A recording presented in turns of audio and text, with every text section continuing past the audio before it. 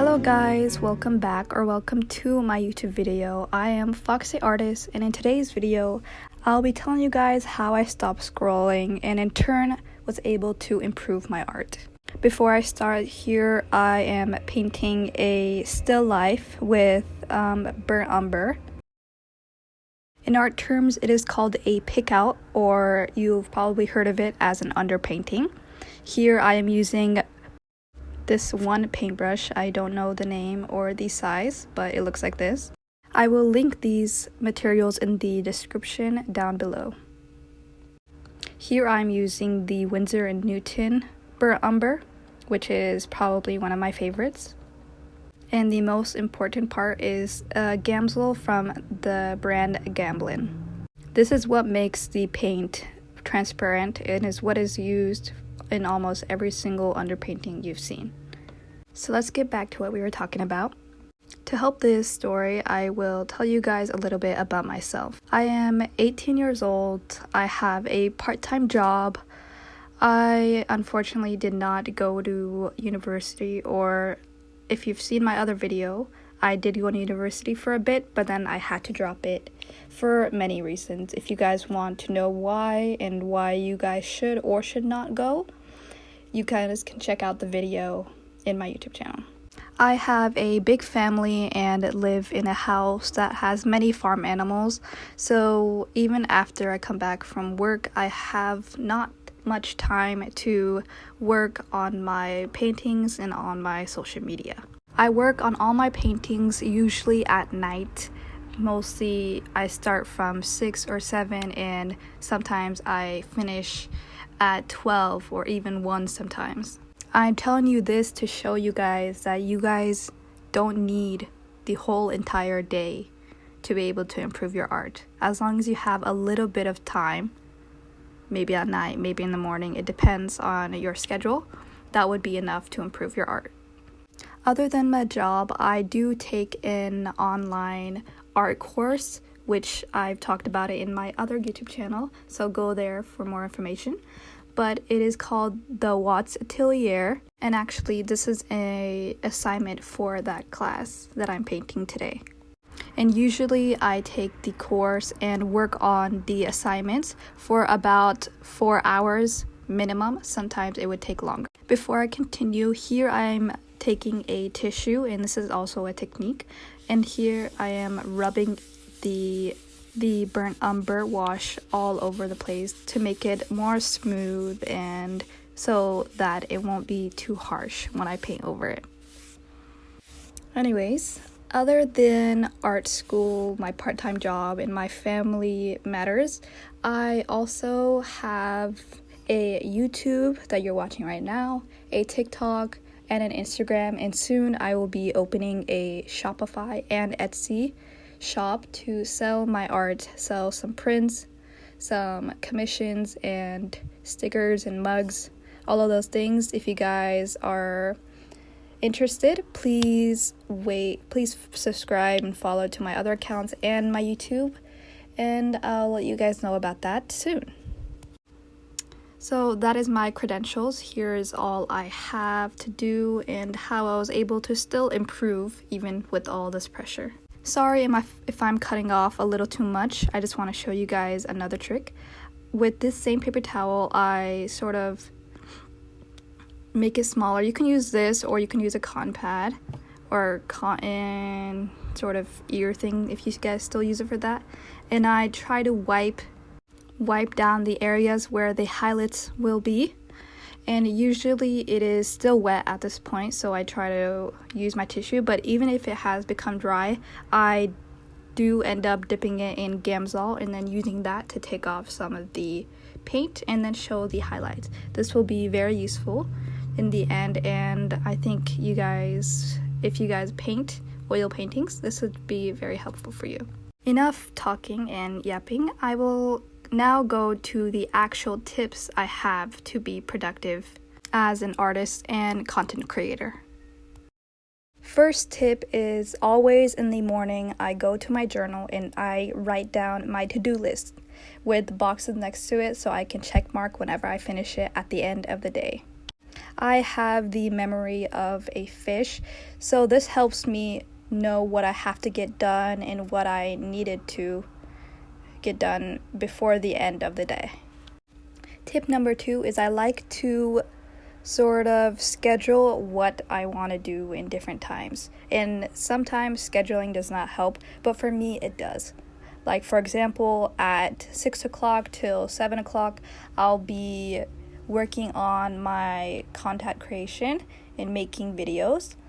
At 8 p.m. till 9 p.m., or usually 8, 9, 10 p.m., I'll be working on my art assignments and drawing and painting. And after my art assignment, which usually 11, 12, and if these times are not right for you, I am quite a night owl, so I like to stay up a little later. You guys can change it depending on your schedule. But then at that time, I'll be working on actual paintings and drawings of my own, like a gouache painting that I haven't done before, a watercolor painting, maybe even charcoal drawings or charcoal studies, just anything that you find fun. I can't stress this enough, but if you don't do any fun drawings or anything that you find fun, then you are definitely going to end up with art block. For a while, I always did paintings and drawings that my family wanted to see, that my professor wanted to see, that my friends or even my followers wanted to see. And usually I didn't like those and I didn't want to draw or paint those, but I kept going at it and kept doing what they wanted and not what I wanted. And in the end, I ended up having art block and then wasted so much time being in a rut, thinking that I don't know who I am, I don't know what my art is anymore. That takes me to the third tip, which is to slice a amount of time in your day to paint or draw whatever you want to draw. Whether it's some goofy drawings like the handsome Squidward that you guys have all been fangirling over or fanboying over, or a little mini gouache landscape painting, or a drawing of SpongeBob or cartoon characters. Just anything that you are really interested in, take that time to draw it. Obviously, you can't spend your whole entire life drawing what you want to draw, or else you won't be able to improve in any sort of way. And that is also something that does hurt to say, but it is very, very important. And that also takes me to the fourth tip. You must draw things that you don't like to draw, like anatomy, like drawing hands, drawing feet, drawing portraits, drawing ears, or perspective, drawing buildings from the three perspective, or just drawing cars from any sort of view. It might be annoying and boring, but you do have to take some time to learn how to draw things like these that will end up helping you in the future, definitely. And my fifth tip is to also try scheduling out your art plans the whole entire week. For example, you can make Mondays the day that you make YouTube videos for your channel. You can make Tuesdays the day where you make your own drawings that you like. You can make Wednesdays the day where you study something new that is boring and you don't like. You can make Thursday a day where you do like an art assignment or something. You can make Thursdays and Fridays working on a new idea for a new painting, a new drawing, just like that. And just to let you know, none of these tips will end up working for you if you don't do this. This is tip number 5. Just have fun, be patient, and know that practice makes progress and you will end up getting there one day. Don't give up so fast. There's many artists that came to me and told me that they had an art passion, but then after making a couple ugly drawings and ugly paintings, they just gave it up altogether. Don't do that. Don't be weak. Stay at it and you'll see where it takes you. There are times where I would make very ugly drawings and paintings. You guys haven't seen them yet, but if you guys are interested, let me know. I am not really embarrassed to show you guys. And I don't think any artist should. At the end of the day, it is the ugly drawings that make the great ones. Like they say, if you never fail, you'll never learn how to succeed. You must make mistakes so that you can learn from them and then improve on them in the next drawing. If you have an ugly drawing one day, the next will be a little bit better. If you have a great drawing one day and then an ugly drawing the next day, do not say, oh, like, did I just get worse? What has happened to me? Nothing has happened to you. Sometimes you have ugly drawings, sometimes you have good drawings. That's just how it works. You can't make great drawings every single time. And if you go into drawing and painting in the mindset of, I'm going to make this painting the best painting in the world, and if it's not the greatest, then I won't even show it to anyone. I'm just going to rip it and throw it in the trash. Then you have to check yourself. Don't put high expectations on yourself. And that takes me to tip number 6, if I am correct. Have low expectations. And I know that might sound a little bit depressing even, but don't have too high expectations on your artwork. It will make you feel miserable if they come out bad, and it will put so much pressure on you to make it the best piece ever. Art is supposed to be fun and stress relieving. If you put this amount of pressure on it, like you do on, say, having an exam and saying that, oh, I'm going to pass it a 95% or 100%, and then you end up failing it, it's really bad. You end up talking bad about yourself, saying, oh, like, dang, it's because I didn't study hard enough, even though you studied last night before the test from 1 a.m. to 1 p.m. Don't be too hard on yourself, but also don't be too loose on yourself. And that takes me to tip number 7. Know when to critique yourself and when to tell yourself that you need to do better. And don't take this the wrong way. I mean it this way. For example, if you have been drawing little characters and always ignoring the hands and never drawing the hands because you're too lazy, you don't know how to draw them, and in the end the drawings end up looking weird and looking like they just not fit, that is when you know you need to go a little bit more hard on yourself. Go open those books, go research, go on YouTube, find tutorials to try to fix what you don't know how to do. Be your own professor, be your own art teacher. Critique yourself. After making a drawing or painting, look back away from it. Turn it, flip it, look close.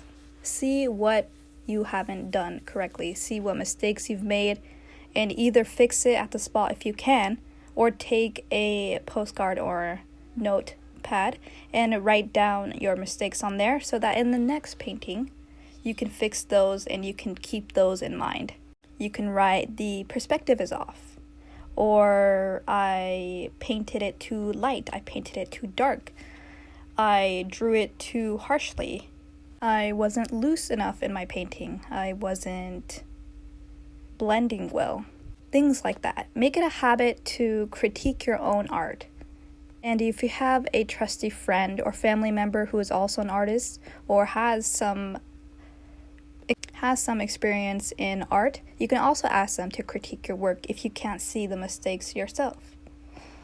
Many brilliant painters and artists in this day and in the past were able to get that far because they figured out their own mistakes and they fixed it themselves. You have to learn to see your mistakes to be able to fix them in the future. And tip number 8 is another important one. And it includes the vicious thing that is probably in your hand right now watching this or on the side. of your desk or your bed. That is your phone. The phone is the devil, really. It is what takes away your precious time that you could have used to paint or to draw. Procrastination comes from wasting too much time on your phone and just scrolling all day long. My tip for that is either you can shut it off and take it away from your sight when you're in your art session or when you're trying to get your work done. But for some people that doesn't work out, and I am kind of one of them. If that doesn't work, then you can do number 2, which is sort of tricking yourself into leaving that phone away. And that is by saying to yourself, if after I finish this drawing and this painting, well, and in an hour or 2, after that, I will be able to go on my phone for as long as I want to. Just try to make a cause and effect story for yourself. Like, if I do this, then this would happen. If I do this, then I can go on my phone and watch TV or watch Netflix or something. You can say, if I finish a charcoal drawing and a little mini gouache painting, then I can go on my phone and play video games, but only after you finish those things. So when you end up finishing your artwork and then going on your phone and watching, you feel less guilty. You're like, okay, I can now watch on my phone and watch Netflix and the show and be like, I did finish all my work and this is just my reward. And if you do this and develop a habit to only go on your phone after you finish your work, it will get so much easier for you to stay away from that phone whenever you're working on art. But if you are kind of like me and like other people and you like listening or watching to videos while you're drawing or painting, then you can also do this. And this is tip number 8 or 9. I'm not sure. Many people can work better after listening or watching a video on the side. And I do too. So another tip is to just put something like maybe on your laptop, maybe on your phone. It could be a podcast or a art related video. You can put that on the side and work on your art if you can. Just try not to make it the main focus of your session. Just have it on the side, sort of ignore it, but just have it there if you wanted to.